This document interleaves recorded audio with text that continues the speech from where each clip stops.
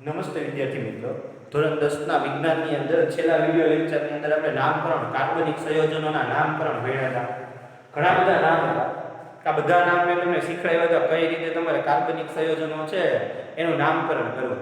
તો એને ખાલી એક રિવાઇન્ડ આપી દઈ કે કાર્બનિક સંયોજનો છે તેનું નામકરણ કરવા માટે જુદા જુદા બે ચાર પોઈન્ટ હતા. એક ઉદાહરણ આપીને તમને સમજાવી દઉં. એક્ઝામ્પલ તરીકે તમને આવું સૂત્ર આપ્યું CH3 CH2 OH. તો સૌપ્રથમ પહેલી વખત તમારે કાર્બનની સંખ્યા ગણવી. કાર્બનની સંખ્યા કેટલી તમારે ગણી લેવાની કે આની અંદર કાર્બનની સંખ્યા કેટલી છે. સપોઝ કે આ સૂત્રની અંદર કાર્બનની સંખ્યા છે ને 3 છે. એના પછી થી આપણે આગળ જઈ બીજા સ્ટેપની અંદર મેં તમને શું કરવાનું કીધું હતું. તો કાર્બનની સંખ્યા ગણાઈ ગયા પછી સંખ્યા પરથી નામ આપવું. સંખ્યા પરથી નામ. હવે સંખ્યા પરથી નામ આપવું. આ 3 થઈ ગઈ. 3 કાર્બનની સંખ્યા ગણાઈ ગઈ. એક હોય તો મિથેન બોલાય, બે હોય તો ઇથેન બોલાય, ત્રણ હોય તો પ્રોપેન બોલાય. બરાબર. એના પછીનો ત્રીજા નંબરનો સ્ટેપ છે ક્રિયાશીલ સમૂહને ઓળખવો. ક્રિયાશીલ સમૂહ 11મા સાયન્સમાં શું થાય કે ક્રિયાશીલ સમૂહ એક કરતા વધારે છે. આપણે આ ચેપ્ટરની અંદર આ સૂત્રની અંદર કોઈ દિવસ ક્યારેય ક્રિયાશીલ સમૂહ એક કરતા વધારે નહીં. એક જ ક્રિયાશીલ સમૂહ હશે. ક્યારેય કોઈ એક કરતા વધારે ક્રિયાશીલ સમૂહ આપણા કોર્સમાં નથી. ઈ 11 સાયન્સમાં છે. અત્યારે તો આપણે ક્રિયાશીલ સમૂહ જોવાનું. આ સૂત્ર તમે ધ્યાનથી જોતા હોય તો તમને ક્રિયાશીલ સમૂહ પાછળનો હોય છે દેખાય. આ પાછળનો હોય જ ક્રિયાશીલ સમૂહ છે ને શું કહેવાય તો કે આલ્કોહોલ. આલ્કોહોલ. એને ઓળખ્યા પછી ઈ ક્રિયાશીલ સમૂહના પૂર્વગનો ઉલ્લેખ કરવો. હવે પૂર્વગનો ઉલ્લેખ શું થાય તો કે ઓલ. હવે તમારે શું કરવાનું તો કે મેઇન જે કાર્બનની સંખ્યા છે પ્રોપેન પ્લસ જે પૂર્વગ તમે ઉલ્લેખ કર્યો છે ઓલ, ઈ બેને ભેગું કરી નાખવાનું અને નામ બને ઈ બનાવી નાખવાનું પ્રોપેનોલ. કાર્બનની સંખ્યા પરથી નામ આવી રીતે આમ બનાવો. આમાં બીજું કંઈ હોતું નથી. ટેક્સ્ટ બુકની અંદર જુદા જુદા 4 નિયમો આપેલા છે કે કાર્બનિક સંયોજનોનું આયુપેસી નામકરણ કેવી રીતે કરવું. ઈ જ નિયમ મેં તમને આપી દીધા છે, જ્યાં થોડાક ડિટેલમાં લખેલા છે અને વિસ્તૃત માહિતી એક એક મુદ્દો 3 લીટીનો છે. આ કાર્બનની સંખ્યાવાળો મુદ્દો 3 લીટીનો હોય તો એ તો એક્ઝામમાં 4 માર્કમાં પૂછે ત્યારે ટેક્સ્ટ બુકમાં આપ્યું છે એ રીતે જ લખવું પડશે. પણ નોર્મલી આપણે નામકરણ ખાલી પૂછવું હોય તો આવી રીતે કાર્બનિક સંયોજનોનું નામકરણ થાય. મેં ગયા વખતે બધું પુષ્કળ રીતે ઘણા બધા સૂત્ર લઈને બધુંય સમજાવી દીધું હતું. હવે આપણે આની એને કંઈ લેવા દેવા નથી. આ જસ્ટ ખાલી રિવાઇન્ડ હતું. હવે એના પછીના નવા ટોપિક ઉપર જઈએ તો આપણો નવો ટોપિક છે આજનો. એ નવો ટોપિક સામાન્ય રીતે અત્યારે હવે આપણે જે ભણવાના છે એ કાર્બનિક સંયોજનોના ગુણધર્મો ભણવાના છે. કે કાર્બનિક સંયોજનોના ગુણધર્મો સમજાવો.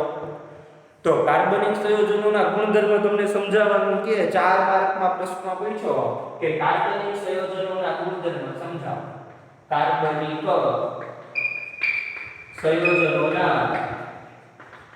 સંયોજનોના ગુણધર્મ સમજાવો.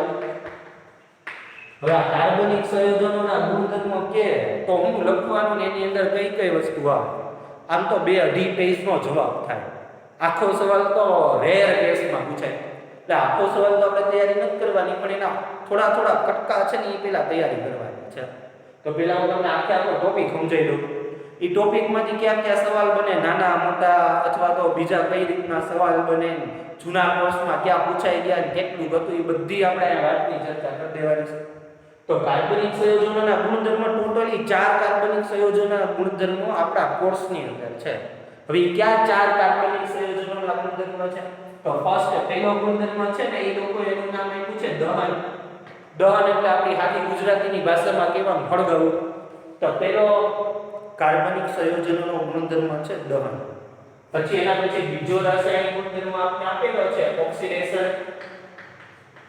હવે ઓક્સિડેશન એ આપણે પહેલા ચેપ્ટરમાં ભણી ગયા અને 9મા ધોરણની અંદર તો આખું ચેપ્ટર જ આવતું રાસાયણિક પ્રક્રિયામાં ટોપિક જ હતો ઓક્સિડેશન. આમાં હું લખવાની પછી જોયું. એના પછી ત્રીજો રાસાયણિક ગુણધર્મ છે યોક્સિલ પ્રક્રિયા અને ચોથો રાસાયણિક ગુણધર્મ છે વિસ્થાપન. તો 4 રાસાયણિક ગુણધર્મ આપણે ભણવાના છે. કયા 4 રાસાયણિક ગુણધર્મ ભણવાના છે? ફર્સ્ટ દહન. દહન ભણાઈ ગયા પછી ઓક્સિડેશન. ઓક્સિડેશન ભણાઈ ગયા, પછી યોક્સિલ પ્રક્રિયા, યોક્સિલ પ્રક્રિયા ભણાઈ ગયા પછી વિસ્થાપન પ્રક્રિયા. આ ચાર વસ્તુ ભણી લઈએ એટલે આપણો વિડિયો લેક્ચર એ પૂરો અને આયા કાર્બનિક સંયોજનોના ગુણધર્મો પૂરા. હવે આપણે આ ચાર ગુણધર્મોમાં ફર્સ્ટ પહેલા દહનની વાત કરીએ કે દહન એટલે શું. તો આપણે તો ગુજરાતીમાં એવું લખી જ નાખીએ દહન એટલે શું, આપણે એવું પૂછવું હોય કે દહન એટલે શું, તો આપણે લખી નાખવાનું હવાની હાજરીમાં હળગાવતા. હવાની હાજરીમાં કોઈ પણ પદાર્થ હળગાવતા, હવાની હાજરીમાં હળગાવતા પદાર્થ પ્રકાશ અને ઉષ્મા છૂટી પાડે, આ ક્રિયાનું દહન છે. કોઈ પણ પદાર્થ હોય એને લેવા પછી એને હળગાવી નાખવા. હળગાવો તમે એમાંથી જો પ્રકાશ અથવા ઉષ્મા ઉર્જા છૂટી પડે તો એને દહન તરીકે ઓળખાય. દાખલા તરીકે મીણબત્તી લીધી, હળગાઈ ગઈ મીણબત્તી, હળગાઈ ગઈ એટલે શું થયું, તેમાંથી પ્રકાશ છૂટો પડ્યો તો દહનની પ્રોસેસ થાય. ગમે વસ્તુ, કાગળ તમે હળગાવો છો તેમાંથી ઉષ્મા એટલે કે ગરમી છૂટી પડે અને પ્રકાશ છૂટો પડે તે પ્રક્રિયા દહન કહેવાય. પણ અહીંયા કાગળ કે મીણબત્તી કે એવી રીતની કોઈ વસ્તુ હળગાવવાની નથી. આ તો પ્રોપરલી કાર્બનિક સંયોજનો હળગાવવા. હવે એવા પ્રોપરલી કાર્બનિક સંયોજનો ક્યાં, તો કે કોલસો, કોલસાની સન્યાસી હવાની હાજરીમાં હળગાવવું એટલે હળગે, કાર્બન ડાયોક્સાઇડ પેદા થાય પ્લસ હમણાં જ વાત કરી ઉષ્મા અને પ્રકાશ છૂટો પડે. બસ ફિનિશ થઈ ગયું ને દહનનું એક સમીકરણ પૂરું. આપણે હું ગુજરાતીમાં શું લખવાનું, કોલસાને હવાની હાજરીમાં સળગાવતા કાર્બન ડાયોક્સાઇડ, ઉષ્મા અને પ્રકાશ છૂટો પડે છે, આવું ગુજરાતીમાં લખી નાખવાનું. નીચે આ વાક્ય લખી નાખવાનું. બીજો કોઈ પદાર્થ ખરો આપણે કાર્બનિક સંયોજનોમાં તો હા પ્રચલિત વસ્તુ CH4. હવે આ CH4 ને અગાઉ ભણાવ્યા ને મિથેન નામનો વાયુ કહેવાય. આ CH4 છે ને મિથેન નામનો વાયુ છે. મોસ્ટ ઓફલી મિથેન નામનો વાયુ ક્યાં જોવા મળે, CNG માં મુખ્ય ઘટક હોય. કોઈ પણ વાહન હોય અને એની અંદર CNG કીટ બિહાડેલી હોય એમાં મિથેન મુખ્ય ઘટક હોય. હવે આ મિથેન શું કરવાનું, તો કે કાંઈ નહીં, હવાની હાજરીમાં હળગાવવાનું. મિથેન ને હવાની હાજરીમાં હળગાવશો તો શું છૂટું પડશે, કાર્બન ડાયોક્સાઇડ પ્લસ પાણી અને પ્લસ ઉષ્મા અને પ્રકાશ, ઉષ્મા અને પ્રકાશ. તો ઉષ્મા અને પ્રકાશ છૂટો પડ્યો, કાર્બન ડાયોક્સાઇડ છૂટું પડ્યું, પાણી છૂટું પડ્યું. હવે તમને એક સરા પાણી તો ઘણી વખત જોજો CNG ગાડી હોય ને એના સાયલેશનમાંથી પાણીના ટીપા પડતા હોય તો બસ CO2 તો ગેસીસ સ્વરૂપે હોય, હવામાં ઉડી જાય. પાણી છે એ પણ વરાળ સ્વરૂપે જ ઉડતું હોય, ક્યારેક એવું ટેમ્પરેચર નીચું હોય તો એ પછી સાયલેશનમાંથી પાણીના ટીપા પડતા હોય. તો CH4 મિથેન એને હવાની હાજરીમાં સળગાવશો, કાર્બન ડાયોક્સાઇડ, પાણી છૂટું પડશે પ્લસ ઉષ્મા ઉર્જા અને પ્રકાશ ઉર્જા છૂટી પડશે. ઉષ્મા ઉર્જા અને પ્રકાશ ઉર્જા છૂટી પડશે જેની મદદથી આપણી કાર ચાલે છે. નેક્સ્ટ લાસ્ટ છેલ્લું CH3 CH2OH. આ કેનું સૂત્ર લખ્યું, આપણે અગાઉ ટોપિક ઉમેર્યો હતો ને એ પ્રમાણે પહેલા જોવાનું કાર્બન કેટલા, 1 અને 2, 2 કાર્બન શું થાય તો મિથેન અને ઇથેન એટલે ઇથેન. વાહે પૂછડું કેવું છે તો કે OH ક્રિયાશીલ નામ આલ્કોહોલ, એનો પૂર્વક શું થાય તો કે એનો પૂર્વક નોલ. તો આનું નામ છે ઇથેનોલ. આનું નામ શેના તરીકે ઓળખવામાં આવે, ઇથેનોલ. ઇથેનોલ ને હવાની હાજરીમાં હળગાવવાનું. શું છૂટું પડે, કાર્બન ડાયોક્સાઇડ, પાણી, ઉષ્મા ઉર્જા, પ્રકાશ ઉર્જા. તો બસ પતી ગયું. દરેક તમે જોવો છો દહનની મેં 3 પ્રક્રિયા આપેલી છે. આ ત્રણેય પ્રક્રિયા છે એ ત્રણેય પ્રક્રિયામાં મુખ્ય ઘટક કાર્બનિક સંયોજન છે. હવાની હાજરીમાં આપણે સળગાવ્યા છે પદાર્થને, છૂટા પડતા ઘટકો આ બાજુ છે. ઘણા કોક કે સર આ બાજુ તો 2 કાર્બન છે, અહીંયા 2 કાર્બન છે, આ 3 અને 5 6 હાઇડ્રોજન છે, આ તો 2 હાઇડ્રોજન છે. એ બધું તમારે સંતુલિત કરવાનું હોય, એ તમારી જાતે તમારે સંતુલિત કરી લેવું. તો આ પહેલો ટોપિક દહન પૂરો. દહનની અંદર એટલું હતું. હવે આની ડિટેલમાં ચર્ચા કરીએ. કાર્બનિક સંયોજન હોય ને એને અગાઉ મેં કીધું 2 પ્રકારના હોય. એક સંતૃપ્ત કાર્બનિક સંયોજન હોય, બીજો અસંતૃપ્ત કાર્બનિક સંયોજન હોય. કાર્બનિક સંયોજનો છે એ મોસ્ટ ઓફલી 2 પ્રકારના હોય. એક કાર્બનિક સંયોજન છે એ સંતૃપ્ત હાઇડ્રોકાર્બન સંયોજન હોય અને બીજો કાર્બનિક સંયોજન છે એ અસંતૃપ્ત હાઇડ્રોકાર્બન સંયોજન હોય. તો એક સંતૃપ્ત હાઇડ્રોકાર્બન સંયોજન છે, બીજો અસંતૃપ્ત હાઇડ્રોકાર્બન સંયોજન છે. સંતૃપ્ત હાઇડ્રોકાર્બન સંયોજન છે ને, એ સંતૃપ્ત હાઇડ્રોકાર્બન સંયોજનો સામાન્ય રીતે મેસ વગરની જ્યોત સાથે સળગે. બીજું કાળા ધુમાડા રહિત સળગે.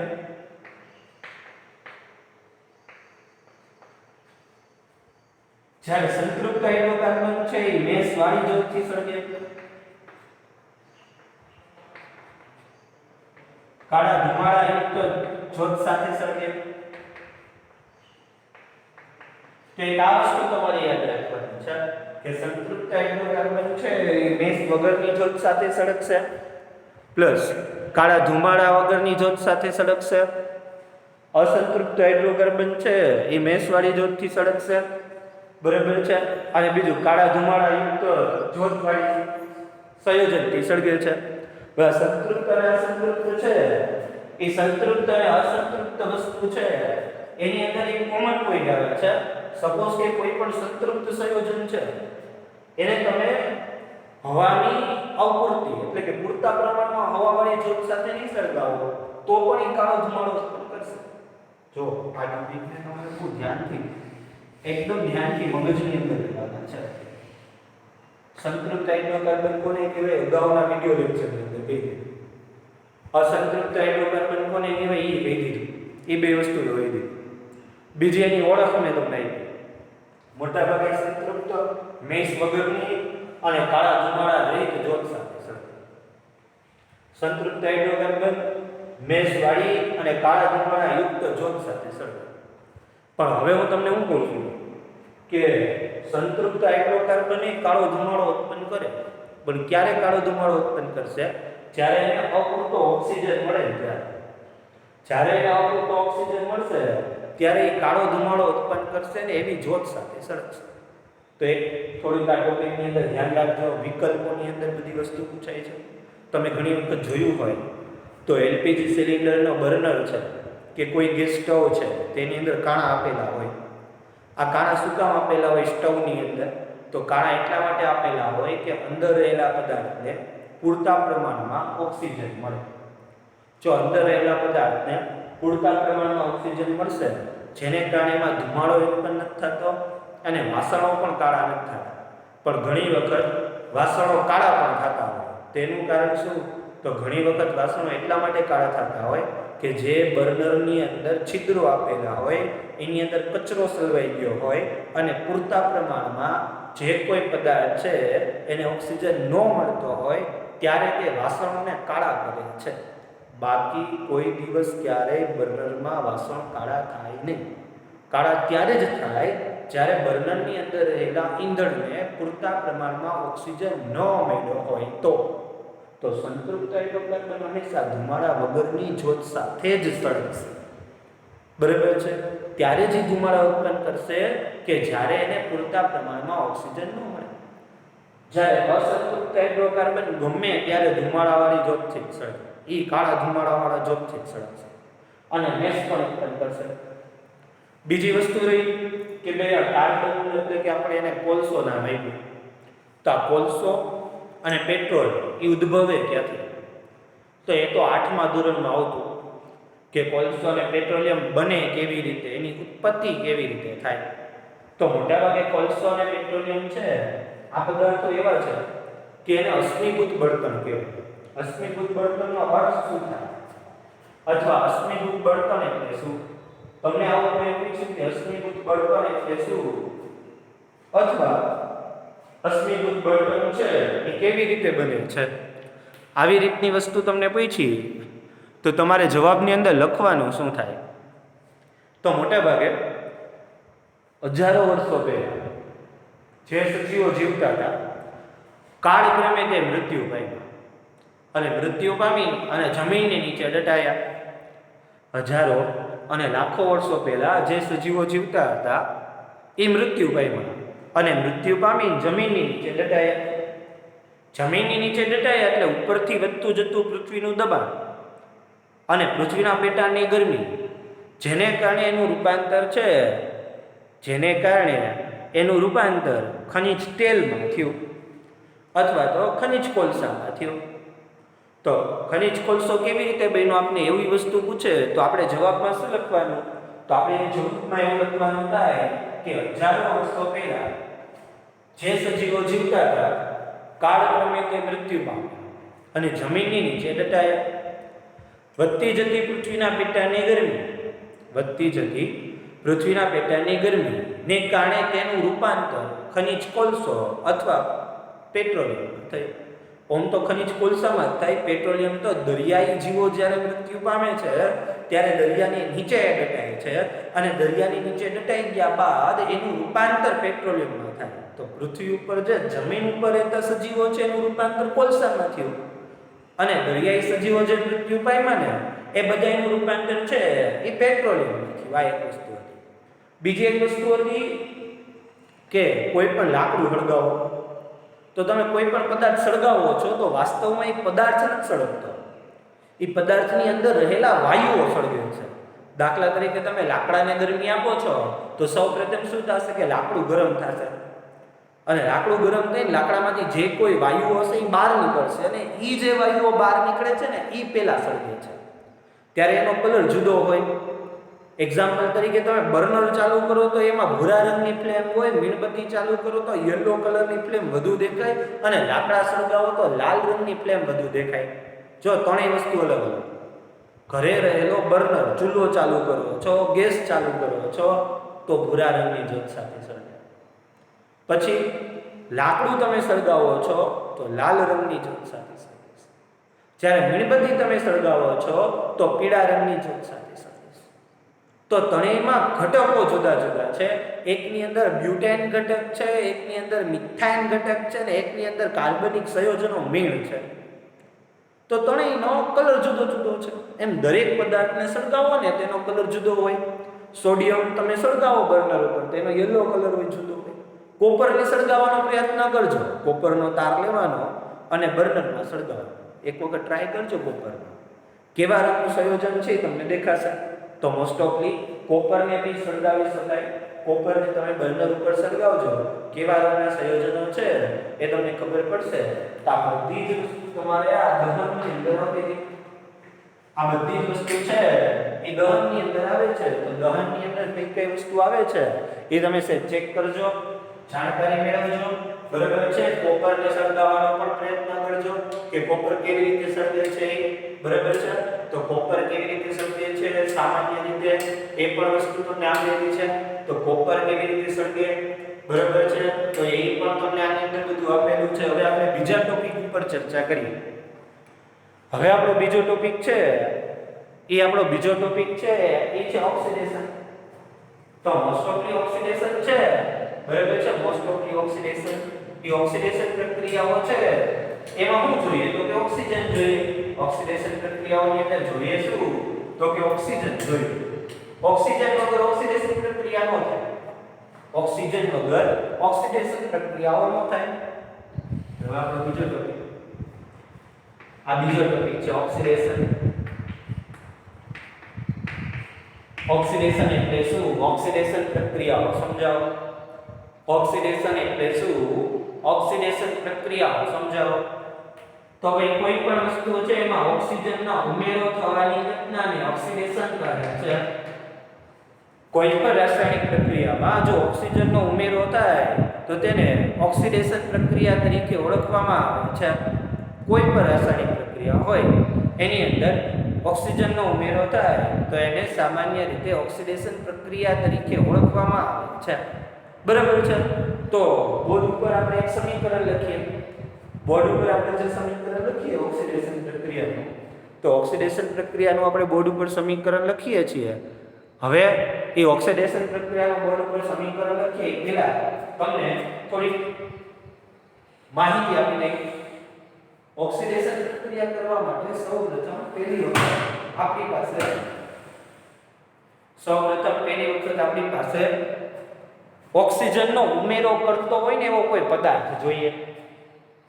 હવે ઓક્સિજનનો ઉમેરો કરતો જો કોઈ પદાર્થ છે ને એ પદાર્થ બે છે. એક KMnO4 છે અને બીજું K2Cr2O7 છે. આ કેમેનોફોર છે ને એ આલ્કલાઇન માધ્યમમાં કામ કરે એટલે કે બેઝિકમાં. અને K2Cr2O7 છે ને એ એસિડિક માધ્યમમાં કામ કરે. સપોઝ તમે ઇથેનોલ લ્યો છો CH3CH2OH અને આને તમારે ઓક્સિડેશન કરાવવું હોય તો તમારે બેમાંથી એક ઉદ્દીપક લેવો, કાં તમારે કેમેનોફોર લેવો પડે અને કાં તમારે K2Cr2O લેવો પડે. થશે શું? તો CH3CH2OH. અહીં તમે જો બે હરખા સૂત્ર લેતા. આ ઓક્સિડેશન પ્રક્રિયા છે તેમાંથી હાઇડ્રોજન દૂર થાય અને ઓક્સિજન ઉમેરાય છે પ્લસ H2O પાણી છૂટું પ્રક્રિયા પૂરી. તો તમને એવું પૂછાય કે ઓક્સિડેશન પ્રક્રિયા એટલે શું સમજાવો, તો તમારે જવાબ બેવું લખવાનું કે જે રાસાયણિક પ્રક્રિયા દરમિયાન ઓક્સિજનનો ઉમેરો થતો હોય તેવી રાસાયણિક પ્રક્રિયાને ઓક્સિડેશન પ્રક્રિયા કહે છે. ઓક્સિડેશન પ્રક્રિયામાં ઓક્સિડેશન કરતા જોઈએ જે ઓક્સિજનનો ઉમેરો કરી શકે તો એવા બે પદાર્થો છે, એક કેમેનોફોર પોટેશિયમ પરમેંગેનેટ અને બીજો છે K2Cr2O7 potassium dichromate. Potassium permanganate છે એ આલ્કલાઇન માધ્યમમાં કાર્ય કરશે, જ્યારે ડાયક્રોમેટ છે એ એસિડિક માધ્યમમાં કાર્ય કરશે. તો આ બે વસ્તુ હતી અને એક સમીકરણ જ હતું, બીજું કોઈ ઓક્સિડેશન પ્રક્રિયામાં ખાસ કાંઈ આપણે આપેલું નથી. તો આ બે વસ્તુ હતી. તો આ બે વસ્તુને ઓક્સિડેશન પ્રક્રિયા એટલે શું તમને પૂછે તો એટલું લખવાનું થશે. હવે આપણે આને પૂરું કરીએ તો આપણે ત્રીજી રાસાયણિક પ્રક્રિયાઓ જે આવે છે એ ત્રીજી રાસાયણિક પ્રક્રિયા છે યોગશીલ પ્રક્રિયા છે. હવે ગણિતની અંદર આવે યોગગણ ને છેદગણ, બરાબર છે? તો આપણે ગણિતની અંદર જે આવતું હોય યોગગણ ને છેદગણ, તો યોગગણ એટલે શું? તો કે કોઈ બે પદાર્થ હોય ભેગા કરવાની ક્રિયા હોય એને યોગગણ કહેવાય. કોઈ બે પદાર્થ હોય એને ભેગા કરવાની ક્રિયા હોય તો આપણે એને યોગગણ કહીએ. તો ફર્સ્ટ યોગશીલ પ્રક્રિયા સમજાવો. તો યોગશીલ પ્રક્રિયામાં કાંઈ હાઇડ્રોજનનો ઉમેરો થાય. દાખલા તરીકે C ડબલ બોન્ડ C. અહીંયા R લખું છું તો R નો અર્થ એવો થાય કે તમે ત્યાં ધારો એટલા કાર્બન લઈ શકો, ગમે કેટલા કાર્બન લઈ શકાય. આની પ્રક્રિયા છે આની પ્રક્રિયામાં હાઇડ્રોજન વાયુનો ઉમેરો કરવાનો. બે ઉદ્દીપક રાખવાના, એક નિકલ અથવા પેલેડિયમ. નિકલ અથવા પેલેડિયમ ઉદ્દીપકની હાજરીમાં આલ્કીન છે તો આલ્કીનમાં થશે શું? તો કે C ડબલ બોન્ડ C. આ બાજુ બંધ R, આ બાજુ બંધ R, આ બાજુ બંધ R, આ બાજુ બંધ R. તો આ ડબલ બોન્ડ છે ને એમાંથી એક બંધ તૂટે ને બે સંયોજકતા છૂટી પડે. ડબલ બોન્ડ હતા એ ડબલ બોન્ડમાંથી એક બંધ તૂટ્યો ને બે સંયોજકતા છૂટી પડી. આ જે બે હાઇડ્રોજન છે આને મળી જશે. તો વાસ્તવમાં પ્રક્રિયા કેવી થઈ? તો કે આલ્કીન હતું એનું રૂપાંતર આલ્કાઇનમાં થયું. તો યોગશીલ પ્રક્રિયા એટલે શું? યોગશીલ પ્રક્રિયા કોને કહેવાય? તો જવાબમાં લખવાનું અસંતૃપ્ત હાઇડ્રોકાર્બન.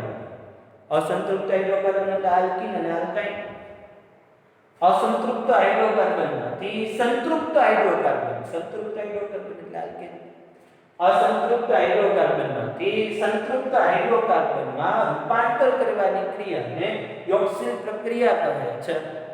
અસંતૃપ્ત હાઇડ્રોકાર્બનમાંથી સંતૃપ્ત હાઇડ્રોકાર્બનમાં રૂપાંતર કરવાની પ્રક્રિયાને યોગશીલ પ્રક્રિયા કહે છે.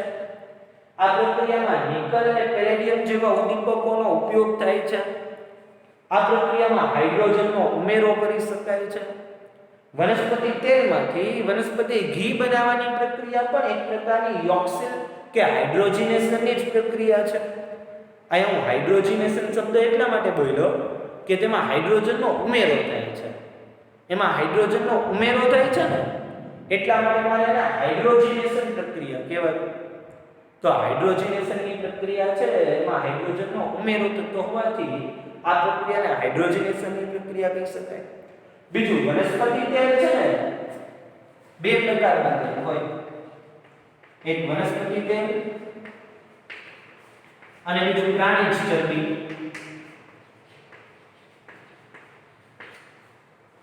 તો વનસ્પતિ તેલ છે ને એ વનસ્પતિ તેલ છે ને આપણા માટે ફાયદાકારક છે, કારણ કે અસંતૃપ્ત છે અને અસંતૃપ્ત હાઇડ્રોકાર્બન વનસ્પતિ તેલ સ્વરૂપે છે, તેથી તેનું વિઘટન શક્ય છે. જ્યારે પ્રાણી ચરબી છે ને એ સંતૃપ્ત છે. પ્રાણી ચરબી સંતૃપ્ત છે તો એ આપણા માટે નુકસાન કરતા છે, કારણ કે એનું વિઘટન શક્ય નથી. તો વરસાદ પણ ફૂલમ ફૂલ આવ્યો, બરાબર છે, વરસાદ સારો છે ભાઈ. આપણે તો આપણા ટોપિક ઉપર ધ્યાન રાખી લઈએ કે વનસ્પતિ તેલ છે ને, તો વનસ્પતિ તેલ અસંતૃપ્ત હાઇડ્રોકાર્બન ધરાવે છે, જેનું સરળતાથી વિઘટન થાય, એટલા માટે આપણા માટે ફાયદાકારક છે. જ્યારે પ્રાણી ચરબીની વાત કરીએ તો પ્રાણી ચરબી કેવી છે?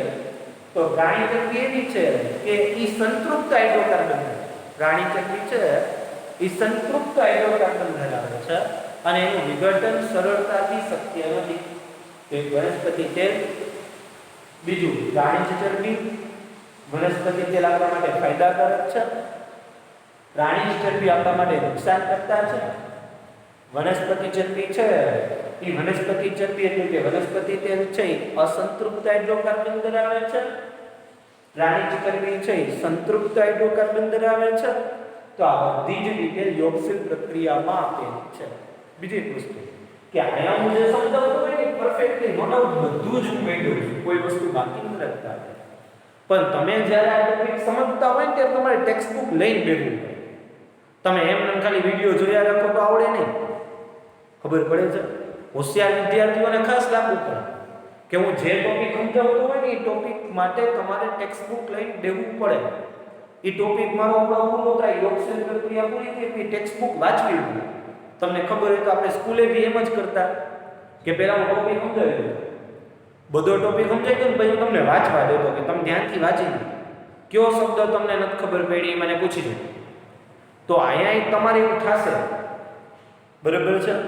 તો અહીંયા એવું થાય કે કયો શબ્દ તમને નથી ખબર પડી તો મને વોટ્સએપમાં પૂછી દો.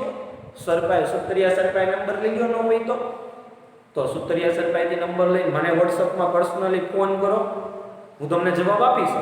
જે ટોપિકમાં જે શબ્દ ન ખબર પડી હોય એ, બરાબર છે? તમારો ફોન નહીં રિસીવ થયો તો હું તમને આમેથી ફોન કરીશ. તમે મને ફોન કર્યો ને મેં ઉપાડ્યો નહીં તો હું તમને આમેથી ફોન કરીશ. તો તમે જે ટોપિક હું તમને ભણાવું છું, હોશિયાર વિદ્યાર્થીઓ ખાસ, એ ટોપિકને તમે ટેક્સ્ટ બુકમાં વાંચો. વાંચીને જે લીટી નો ખબર પડે, જે લીટી નો સમજાય મને પૂછો, એટલે હું તમને આન્સર આપીશ. બીજું આ ઓનલાઈન ટીચિંગની અંદર શું હોય કે ભાઈ ઓલું માત્ર જાણકારી માટેનું હોય ને એ બહુ બધું નથી કહેતું. એ તમારે ચોપડીમાં વાંચવું પડશે. માત્ર જાણકારી માટે હું આપ્યું છે ને એમાંથી એ સવાલ પૂછાય. ત્રીજી એક વસ્તુ, સ્કૂલ કેદી ખુલે જ્યારની વાત ને ત્યારની વાત. પણ જે હોશિયાર વિદ્યાર્થીઓ છે એને સ્કૂલ ખોલવાની રાહ જોવાની જ નથી. આ તમારું ભણાવવાનું ચાલુ જ થઈ ગયું છે. સારું રિઝલ્ટ જોતું હોય તો તમારે અત્યારે બધી જ તૈયારી કરવી પડશે, કારણ કે સ્કૂલ ખુલ્યા પછી બહુ ઓછો ટાઈમ હશે આપણી પાસે. એટલે તમે અત્યારથી જ બધી જ થિયરી ચાલુ કરી દો, સમજો, હાથે સાથે ટેક્સ્ટ બુક રાખો, એક બીજી બુક બનાવો, એની અંદર આવો જે કંઈ ટોપિક લખવાના કરતા હોય આ બધું શોર્ટ ફોર્મ લખી નાખો, બરાબર છે? એક એક માર્કના શબ્દ નીચે ક્યાં આવે છે ને ટેક્સ્ટ બુક નીચે અંડરલાઈન કરો. જો કે હું સવાલ તમને મોકલું જ છું, ટેસ્ટ પેપર મોકલું જ છું, એમાં ઘણા બધા એવા સવાલ હોય સર અમને નથી આવડતા, પણ ટેક્સ્ટ બુક તો વાંચો. ટેક્સ્ટ બુક વાંચ્યા વગર થોડા આવડવાના જ છે કોઈ સવાલ. તો ટેક્સ્ટ બુક વાંચવી પડશે તમારે. આ ટોપિકને જોવા પડશે, એક બે વખત રિવાઇન્ડ. કાર્બનિક સંયોજનો છે, સાયન્સનું ચેપ્ટર, 11 સાયન્સનું ચેપ્ટર છે, એટલે જોવું પડશે આ બધું, એમને નહીં આવે. હવે આના પછીનો આપણો બીજો ટોપિક છે વિસ્થાપન પ્રક્રિયા. તમને એવું પૂછ્યું કે વિસ્થાપન પ્રક્રિયા એટલે શું? કોને વિસ્થાપન પ્રક્રિયા કહે છે? આમ તો મોટા ભાગે ક્યારેય કોઈ દિવસ સંતૃપ્ત હાઇડ્રોકાર્બન પ્રક્રિયા કરતા જ નથી. સંતૃપ્ત હાઇડ્રોકાર્બન પ્રક્રિયા નથી કરતા. પણ સંતૃપ્ત હાઇડ્રોકાર્બન છે ને એ સામાન્ય રીતે પ્રક્રિયા કરતા જ નથી. પણ મિથેન નામનું સૂત્ર છે એ HCl સાથે માત્ર સૂર્યપ્રકાશની હાજરીમાં સંતૃપ્ત હાઇડ્રોકાર્બન છે એ સંતૃપ્ત હાઇડ્રોકાર્બનનો મિથેન હાઇડ્રોક્લોરિક એસિડ સાથે પ્રક્રિયા કરે છે અને CH3Cl બનાવે છે પ્લસ હાઇડ્રોજન મુક્ત કરે છે. CH3Cl બનાવે છે પ્લસ હાઇડ્રોજન વાયુ મુક્ત કરે છે. આમ તો સંતૃપ્ત હાઇડ્રોકાર્બન પ્રક્રિયા કરતા જ નથી, નિષ્ક્રિય હોય છે જોવા જાવ તો. પણ મિથેન નામનું સૂત્ર છે એ સંતૃપ્ત હાઇડ્રોકાર્બન હોવા છતાં હાઇડ્રોક્લોરિક એસિડ સાથે સૂર્યપ્રકાશની હાજરીમાં રાસાયણિક પ્રક્રિયા કરે છે અને CH3Cl બનાવે છે અને હાઇડ્રોજન વાયુ મુક્ત કરે છે. તો આ બધી જ વસ્તુ મેં તમને ચારે ચાર કાર્બનિક સંયોજનોના ગુણધર્મો દહન, ઓક્સિડેશન, યોક્સિલ અને વિસ્થાપન આ બધી જ વસ્તુ મેં તમને કરાવી. આ ટોટલી વસ્તુ મેં તમને કરાવી દીધી છે. ચારેય ગુણધર્મો આપી છે. એક્ઝામમાં ચારેય ગુણધર્મ વિશે પૂછાય. જો ચારેય ગુણધર્મ વિશે પૂછાય તો તમારે બધું જ લખવું પડે.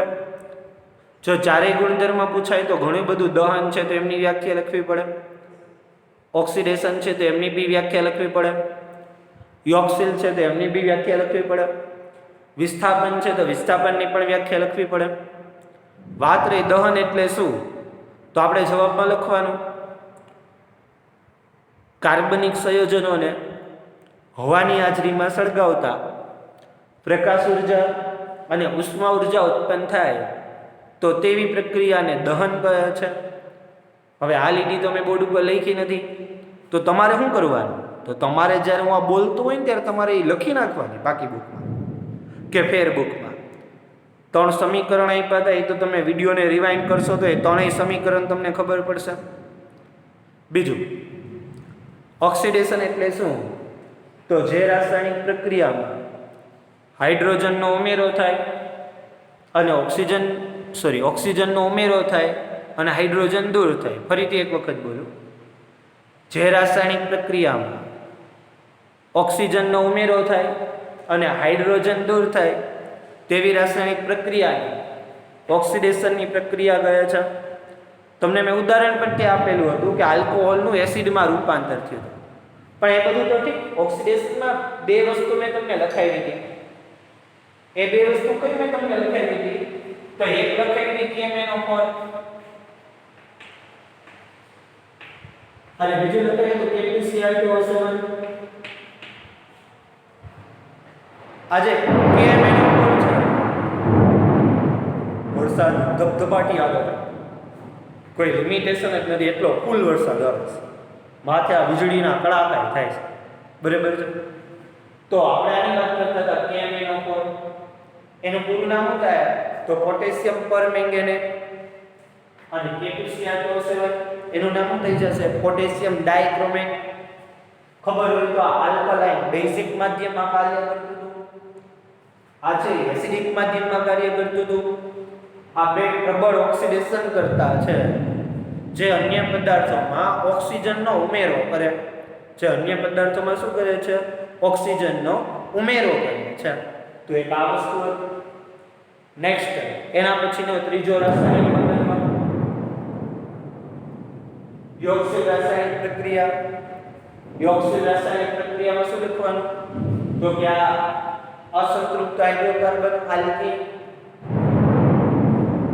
એની રાસાયણિક પ્રક્રિયા હાઇડ્રોજન સાથે કરાવવાની. ઉદ્દીપક તરીકે નિકલ અથવા પેલેડિયમ પીડી, તો નિકલ અથવા પેલેડિયમ ઉદ્દીપક લેવાનો. મોટા છે, ડબલ બોન્ડ તૂટશે, સિંગલ તો જાવી જશે. ડબલ બોન્ડ તૂટશે તો એક બંધ આવી ગયો, 2 સંયોજકતા છૂટી પડી. જે 2 સંયોજકતા છૂટી પડી ત્યાં આપણે H આપી દીધા, ત્યાં આપણે શું આપી દીધા, આયા R તમે R એટલે ગમે એટલા કાર્બન વાળું સૂત્ર લઈ શકો, મિથેન, ઇથેન, પ્રોપેન, બ્યુટેન, તમારે જેટલા કાર્બન મૂકવા હોય એટલા મૂકી શકો R ની જગ્યાએ.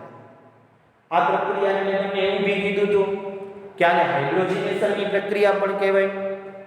વનસ્પતિ તેલમાંથી વનસ્પતિ ઘી બનાવવા માટે આ હાઇડ્રોજનનો ઉપયોગ થાય છે, એટલે આ પ્રક્રિયાને હાઇડ્રોજનેશનની પ્રક્રિયા તરીકે પણ ઓળખવામાં આવે. બીજી વસ્તુ મેં તમને એવું કીધું હતું, આલ્કીનમાંથી આલ્કેન કેમ બનાવે, તો પણ આ પ્રક્રિયા છે. કદાચ આલ્કીન તમને આલ્કાઇન આપ્યું હોત ને તો આલ્કાઇનમાંથી બી આલ્કેન બનત જ, તો પણ એક જ પ્રક્રિયા છે. વનસ્પતિ તેલ અસંતૃપ્ત હાઇડ્રોકાર્બન ધરાવતું હતું, પ્રાણીજ ચરબી સંતૃપ્ત હાઇડ્રોકાર્બન ધરાવતું હતું.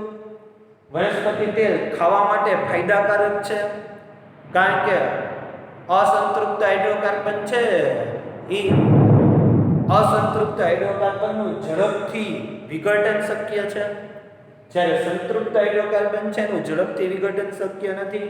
તેથી વનસ્પતિ અસંતૃપ્ત હાઇડ્રોકાર્બન ધરાવે છે, જે આપણા માટે સ્વાસ્થ્યવર્ધક છે. જ્યારે પ્રાણીજ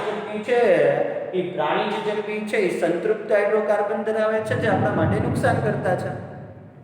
પછી વિસ્થાપનની પ્રક્રિયા કીધી, તો એક જ સંતૃપ્ત હાઇડ્રોકાર્બન કોઈથી વિસ્થાપન પ્રક્રિયા અનુભવતું જ નથી. માત્ર એક જ સંતૃપ્ત હાઇડ્રોકાર્બન મિથેન હાઇડ્રોક્લોરિક એસિડ સૂર્યપ્રકાશની હાજરીમાં પોતાનામાંથી હાઇડ્રોજનનું વિસ્થાપન કરી અને ક્લોરીન અણુ જોડાય છે, એટલે CH3Cl કરે છે અને હાઇડ્રોજન છૂટો પડે છે. તો આ ચાર રાસાયણિક ગુણધર્મો છે. આ ચાર રાસાયણિક ગુણધર્મો ઇમ્પોર્ટન્ટ છે. આપણા વિડિયો લેક્ચરની અંદર 40 મિનિટની અંદર મેં તમને માત્ર આ ચાર રાસાયણિક ગુણધર્મો સમજાવ્યા, જે વાસ્તવમાં 10 મિનિટનું કામ છે. આ 10 મિનિટનું કામ છે એ મેં તમને 40 મિનિટની અંદર કરીને આપ્યું છે. તો 40 મિનિટનું 10 મિનિટનું કામ તમને જ્યારે મેં 40 મિનિટમાં આપ્યું હોય તો તમારી પણ એટલી જવાબદારી બને કે તમારે આને પૂરેપૂરું રિફર કરવાનું થાય. તો એક બે વખત વિડીયો જોજો, ટેક્સ્ટ બુક હાથમાં લઈને ખાસ બેસજો. ટેક્સ્ટ બુક હાથમાં લઈને બેસશો એટલે બધા જ ટોપિકનું તમને ક્લિયરિફિકેશન થઈ જશે. આમાંથી ક્યાં ક્યાં સવાલ બને હું એક વખત રિપીટ કરું છું, એના જવાબ તમે ખાલી મગજમાં વિચારો કેટલા જવાબ તમને આવડે છે. પહેલો સવાલ તમને એવો રિપીટ કરું છું, પહેલો સવાલ કે દહન એટલે શું? પહેલો સવાલ મેં એવો રિપીટ કર્યો, દહન એટલે શું? બીજું, પેટ્રોલિયમ કેમ બને છે? ત્રીજું, અશ્મિભૂત બળતણ તરીકે કોલસો કેમ બને છે? ચોથું, કોપર કેવા રંગની જ્યોત સાથે સળગે? પાંચમું, લાકડું કેવા રંગની જ્યોત ઉત્પન્ન કરે? છઠ્ઠું, બર્નરની અંદર છે એ બર્નરની અંદર જ્યોત કેવા રંગની સળગતી હોય? સાતમું, શા માટે બર્નરમાં કાણા પાડેલા હોય? બર્નર છે એની અંદર કાણા શું કામ પાડેલા હોય છે? એના પછી ઓક્સિડેશન એટલે શું? બે પ્રબળ ઓક્સિડેશન કરતાના નામ જણાવો. એના પછી યોક્સિલ પ્રક્રિયા એટલે શું? હાઇડ્રોજિનેશન એટલે શું? એના પછી વિસ્થાપન પ્રક્રિયા એટલે શું? વિસ્થાપન પ્રક્રિયાનું ઉદાહરણ આપો. એના પછી આલ્કીનમાંથી આલ્કીન કેમ બને? એના પછીનો સવાલ, વનસ્પતિ તેલ શું કામ ખાવા માટે ફાયદાકારક હોય? એના પછીનો સવાલ, પ્રાણી ચરબી શું કામ આપણા માટે નુકસાન કરતા છે? યોક્સિલ પ્રક્રિયામાં કયા ઉદ્દીપકોનો ઉપયોગ થાય છે? યોક્સિલ પ્રક્રિયામાં કયા ઉદ્દીપકોનો ઉપયોગ થાય છે? આવા તો લોટ ઓફ સવાલ બને, જે મેં તમને કીધું. બીજું એક જાણકારી માટે મારી રીતે રહી ગયું હતું કે શેરડી હોય ને, શેરડી એનો રસ કાઢી લો. શેરડીનો રસ કાઢી અને એ શેરડીનો રસ કાઢીને પછી તમે એનું આથવણ કરો. આથવણ એટલે ઓલું આપણે ઘરે ઢોકળા ને ઇડલી બનાવતા હોય તેમાં શું કરીએ, ઢોકળા કે ઇડલીનું દળેલું હોય એમાં આપણે છાશ નાખી દઈને ડબ્બો ફૂલે ફૂલ પેક કરી દઈએ, હવા ન મળે ને.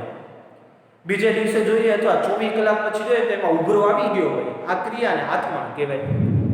તો શેરડીનો રસ છે, આ શેરડીનો રસ છે એનું આથવણ કરાવો અને આથવણ કરાવશો એટલે ગ્લુકોઝ અને ફ્રુક્ટોઝ બનશે. આ ગ્લુકોઝ અને ફ્રુક્ટોઝ છે એ ગ્લુકોઝ અને ફ્રુક્ટોઝનું ફરીથી આથવણ કરાવવાનું. ફરીથી આથવણ કરાવશો એટલે તમને આલ્કોહોલ એટલે ઇથેનોલ મળશે. આ આલ્કોહોલને સળગાવો ને તો કાર્બન ડાયોક્સાઇડ અને પાણી છૂટું પડે. આ આલ્કોહોલ છે ને પીવા માટે ફાયદાકારક નથી, તો હમણાં આના પછીના ટોપિકમાં સમજાવીશ. તો એ આલ્કોહોલ જે મળે ને એને સળગાવો તો સળગે, પણ આલ્કોહોલને સળગાવો તો કાર્બન ડાયોક્સાઇડ અને પાણી છૂટવું પડે. તો બીજા વિદેશની અંદર પેટ્રોલમાં એ લોકો પેટ્રોલ છે ને, પેટ્રોલ એના ભેગું એ લોકો આલ્કોહોલ ભેળવે. જોઈ શકો છો વરસાદ, તમે સંભળાય તમને એનો અવાજ, વીજળીનો વરસાદ. તો આલ્કોહોલ છે એ આલ્કોહોલની અંદર સામાન્ય રીતે પેટ્રોલની અંદર ભેળવે. આપણા દેશમાં નહીં પણ વિદેશોની અંદર પેટ્રોલની અંદર આલ્કોહોલ ભેળવે છે, કારણ કે આલ્કોહોલ પણ સળગે છે, આલ્કોહોલમાંથી પણ ઉષ્મા ઉર્જા છૂટી પડે છે અને એનો ઉપયોગ આપણે કરી શકીએ છીએ. તો નમસ્તે વિદ્યાર્થી મિત્રો, બહુ વ્યવસ્થિત ટોપિકને જોજો. થોડાક હાર્ડ પોર્શન છે, અઘરા પોર્શન છે, ટેક્સ્ટ બુક સામે રાખવાની ને અત્યારે તમારી પાસે સમય જ છે, તો આવા અઘરા પોર્શનની તૈયારી કરી રાખો, જેથી પાછળના દિવસોની અંદર તમને આના માટે વધારે સમય ન આપવો પડે ને સારામાં સારું રિઝલ્ટ આપવું મળે. તો ખાસ ટેક્સ્ટ બુક સામે રાખજો. બીજો કોઈ લીથો નવની તેની કોઈની કાંઈ જરૂરિયાત નથી. ખાલી ટેક્સ્ટ બુક સામે રાખવાની અને મારો વિડીયો લેક્ચર છે અને રિફર કરી રાખો. 1 વખત 2 વખત 3 વખત જેટલી વખત રિફર કરશો ફાયદો થશે અને તમને બધા જ પ્રશ્નોના જવાબ આવડી જશે. નમસ્તે વિદ્યાર્થી.